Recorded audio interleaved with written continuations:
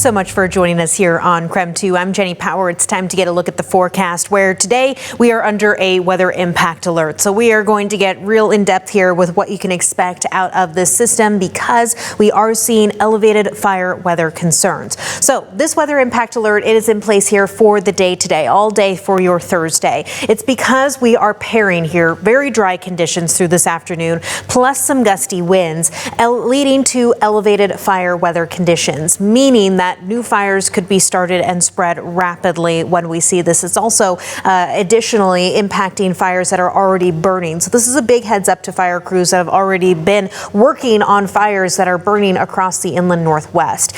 Today we have this in place, this widespread red flag warning, which is impacting most of central and eastern Washington for all these areas shaded in pink. Now, we are going to watch for gusts near 30 miles per hour and relative humidity as low as 12% for some areas, and that is very dry. This is a similar setup to what we saw last Tuesday when the upriver fire did start. However, the big thing with this is that the gusts aren't going to be nearly as strong. Tuesday, those wind gusts were at 45 miles per hour last week. This round here, our gusts are going to be on the lower end, closer to about 30 miles per hour. But considering how dry it is out there, we still need to be extra fire aware and know that fires could be started and spread rapidly when we see this combination. And yes, it is including Spokane County. So extra aware there. The red flag warnings in place from noon until 9 p.m. Daytime highs that we're seeing today are still above average, even though they are a couple of degrees cooler than where we were at yesterday.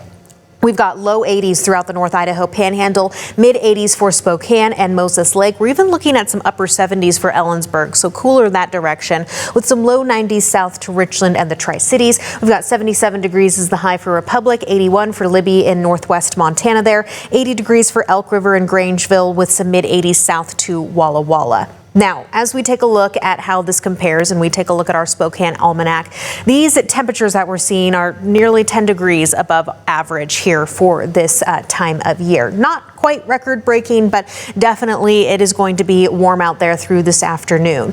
Now, the other thing that we pay close attention to is a look at our rain totals, because so far we've just picked up about 0.2 of an inch of rain. So we are below normal when it comes to rainfall. That, however, is expected to change with the arrival of this incoming system. So this incoming system here, this weather pattern change, it's dropping down out of the Gulf of Alaska, this trough here. That's what's picking up our winds for the day today, and then will eventually lead to some cooler temperatures and the return of some wet weather. But let's get into our wind gusts here, because we can see them really become a bit more elevated as we head into about lunchtime. So this is our future tracker when it comes to wind gusts, putting us at about 11:30. Those gusts are going to be near 20 miles per hour. We see them increase as we head into late afternoon, early evening, especially toward the central part of the state. Our winds are going to be elevated, particularly through the upper Columbia Basin, and remain that way even as we head overnight tonight and into the early morning hours of tomorrow. So again, those red flag warnings that we have expire at 9 p.m. as we're going to start to usher in some wet weather. Winds will even be a little bit elevated tomorrow, but because of the cooler conditions, the wet weather that we are going to be seeing, a bump in our humidity, that's why the critical fire danger is really just in place for your Thursday. So let's get into our future tracker, because it is going to be mostly dry with that relatively low humidity between about 10 to 20% this afternoon.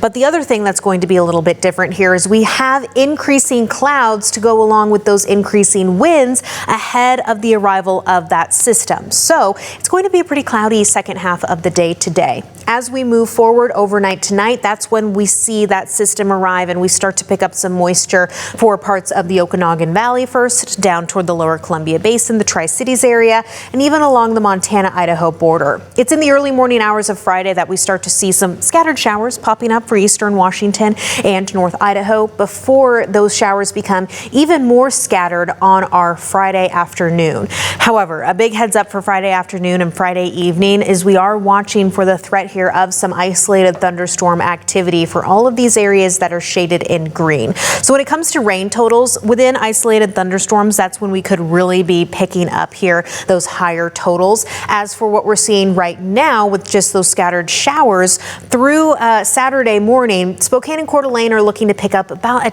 1/10 of an inch of rain. So we are on the lower end with some of those lighter scattered showers. The exception would be a pop-up thunderstorm that delivers a heavier downpour burst of rain. But for now, for Friday, we're just looking at about 1/10 of an inch of rain for Spokane and Coeur d'Alene.